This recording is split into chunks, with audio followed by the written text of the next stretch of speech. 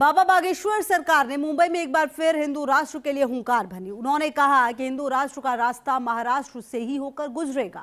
उन्होंने मुंबई में बागेश्वर दूसरा धाम बनाने के लिए भूमि पूजन भी किया। देखिए रिपोर्ट।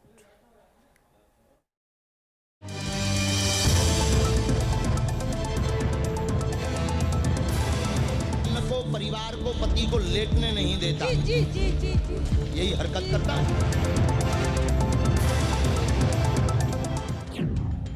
माया नगरी में बनेगी माधव नगरी।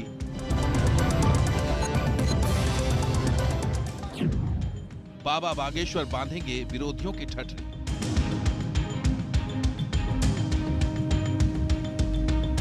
माया नगरी मुंबई पर बाबा बागेश्वर यानी पंडित धीरेन्द्र कृष्ण शास्त्री का जादू सिर चढ़कर बोला।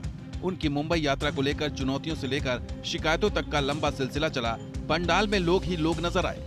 सबकी जुबान पर नाम था बागेश्वर सरकार और सब कर रहे थे चमत्कार को नमस्कार।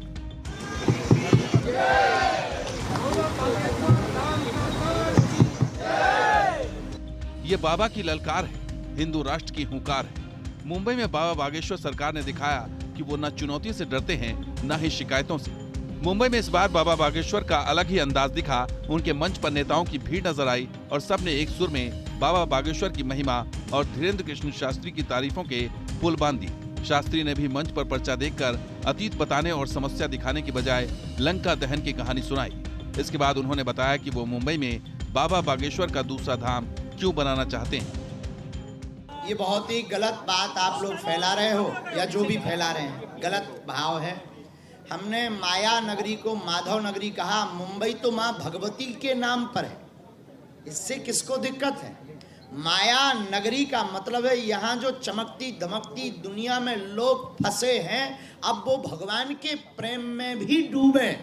और यह जो यहाँ की व्यवस्था है, यहाँ निवासी हैं जो केवल माया के पीछे दौड़ रहे हैं, वो माधव के पीछे भी दौड़े। इसलिए इस माया नगरी को माधव नगरी कहा। धीरेन्द्र कृष्ण शास्त्री जिन बयानों को लेकर चर्चा में रहते हैं, उन बयानों को उन्होंने मुंबई में भी दोहराया। उन्होंने हिंदू राष्ट्र के लिए हिंदू परिवारों से एक एक बच्चे को राम का काम करने के लिए मांगा था। जब पत्रकारों ने इस पर उनसे जवाब मांगा तो सुनिए उन्होंने क्या कहा। हमने ये कहा, सनातन में अगर एक बालक जो है राम के लिए दे देते हैं, समर्पित कर देते हैं, तो ये हर घर जो है संस्कार और संस्कृति का प्रचार होगा।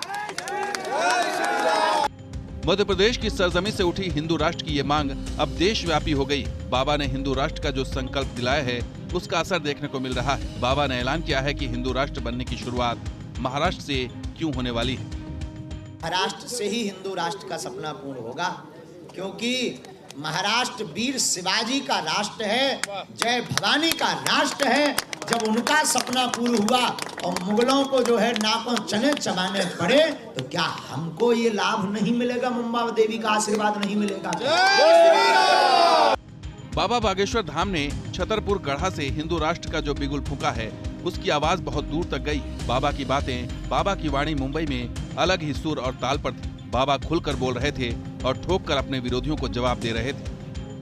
भारत देश में राम की चर्चा, हनुमान जी का प्रचार अथवा फिर सनातन का प्रचार अगर रुकने लगेगा, तो फिर सनातन का प्रचार या सनातन की बात किस देश में जाकर करें? हमें ये जवाब दें। बाबा बागेश्वर धाम की लोकप्रियता इसलिए फैली थी क्योंकि वो अपने सामने बैठे व्यक्ति के मन की बात पर्चे पर लिख देते थे और उसकी समस्या का समाधान भी बताते थे। इस दौरान जितनी तेजी से उनके श्रद्धालुओं की संख्या बढ़ी, उससे उनके विरोधियों में खलबली मचना स्वाभाविक है। मुंबई से ज्योत्सना गंगड़े के साथ टीम न्यूज नेशन।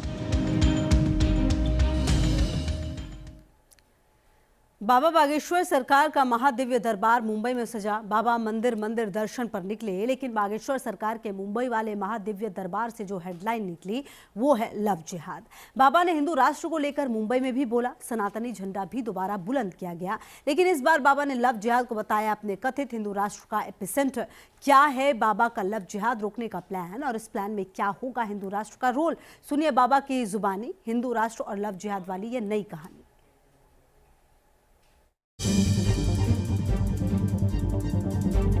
न संघर्ष हो न तकलीफ हो तो क्या मजा है जीने में। ना संघर्ष हो, ना तकलीफ हो, तो क्या मजा है जीने में। बड़े बड़े तूफान थम जाते हैं जब सनातन की आग लगी हो सीने में। मुंबई नहीं है मंजिल मेरी, अभी पूरा हिंदुस्तान बाकी है।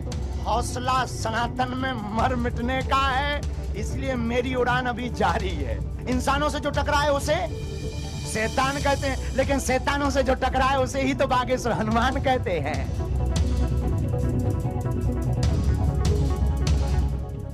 सजा दिव्य दरबार, भक्त आए कई हजार। बोलो सीताराम, जोर से बोलो, और जोर से बोलो सीताराम। साधु जी, साधु जी। बाबा ने किए दिव्य दर्शन, बाबा को किसी से नहीं टेंशन। खोल दो पंख मेरे, कहता है ये परिंदा, अभी उड़ान बाकी है। मुंबई नहीं है मंजिल मेरी, मुंबई नहीं है मंजिल मेरी, अभी पूरा हिंदुस्तान बाकी है।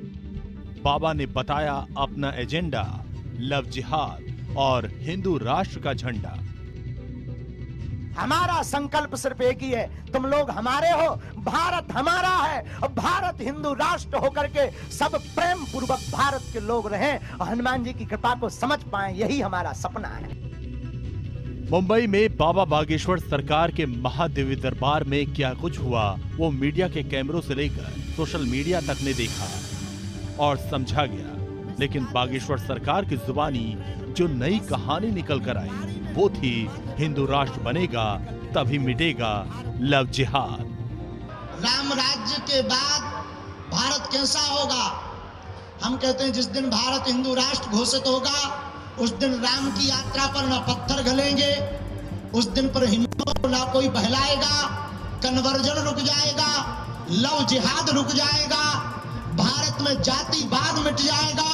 हम सब हिंदू एक होकर के जब काम करेंगे तो भारत विश्व गुरु बन जाएगा।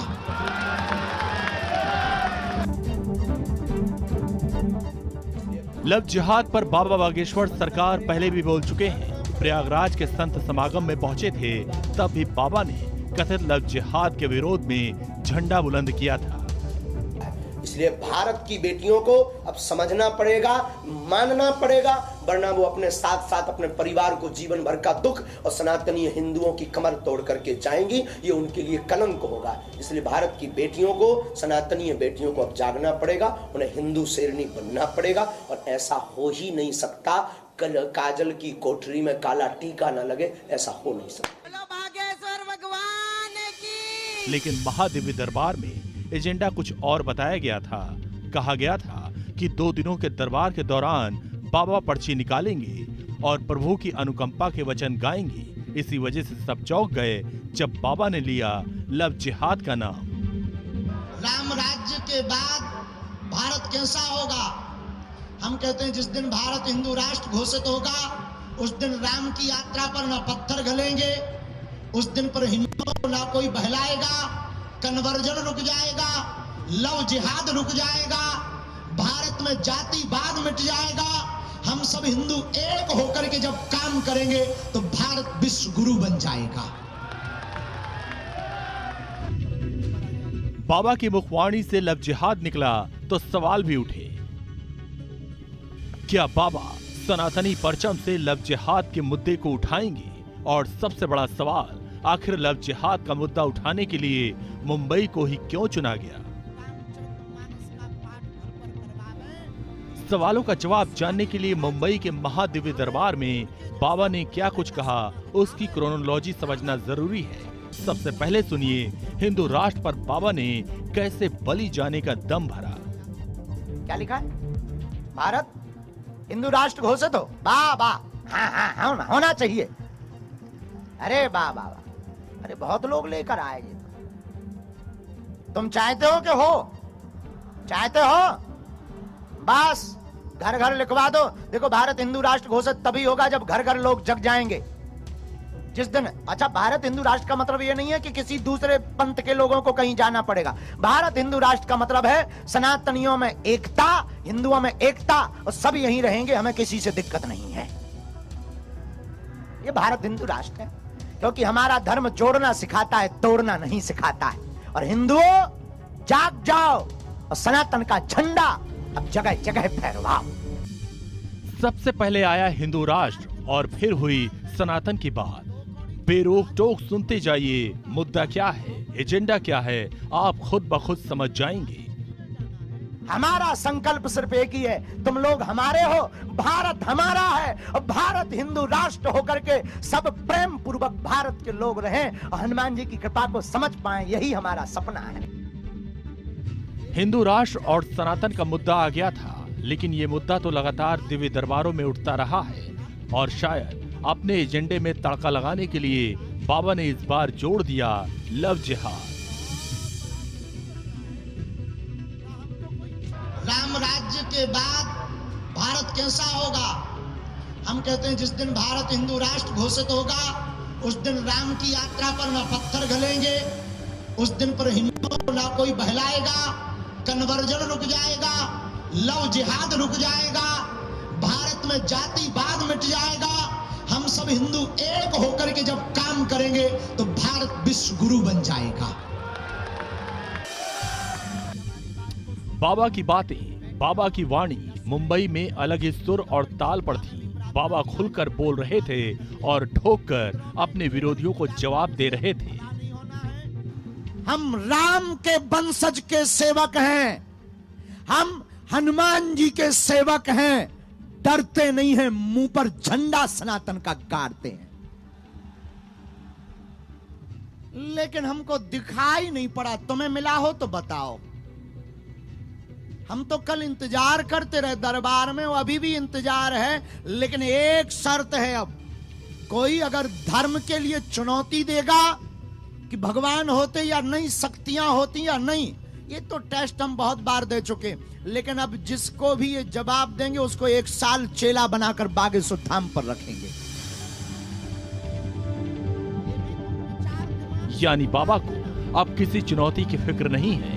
बाबा अपना एजेंडा फिक्स कर चुके हैं और हर बार वो इस एजेंडे के साथ नया झंडा लहराते हैं। जैसे कि इस बार लव जिहाद और माधव नगरी। आप फिर चौंक गए होंगे कि आखिर ये माधव नगरी क्या है